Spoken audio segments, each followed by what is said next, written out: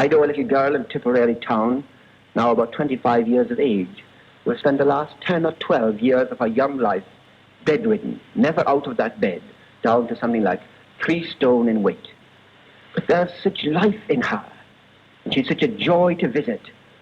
The priest and the doctor come to offer to help her, to strengthen her, to heal her. But it's they themselves who go away knowing that they are the ones who have been healed. Yes, perhaps these are remarkable people, but each of us can do his or her little bit. We don't have to be saints. Few of us are. It's far from it. Sometimes we complain about items in the newspaper. There was a lovely item in the newspaper this past week, and again on the Late Late Show last night. Those prisoners in Mountjoy jail who have spent the past months of this year making those hobcarts for those spina bifida children.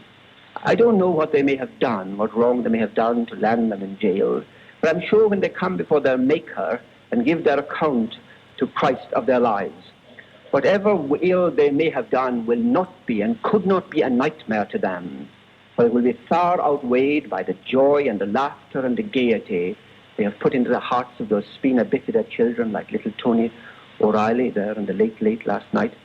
And somehow I can see the laughter of those children in their hobcarts wiping out the debit account that could be reckoned against those prisoners or against any of those who have to face with a certain anxiety their God.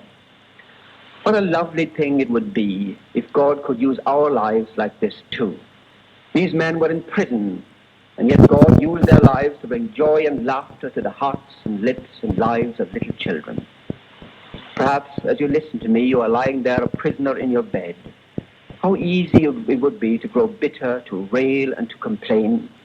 How lovely it would be if we could generously accept the inconvenience we suffer or you suffer at this very moment, and pray that God may use your willing acceptance of it to bring light and peace and help to others.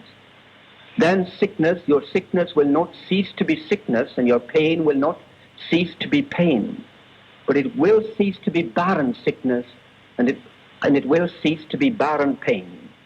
And together with Christ on his cross, you will find a new strength for bearing it and making it the means by which your own hearts and our hearts and the hearts of all our fellow men are cleansed of bitterness and self-pity and selfishness.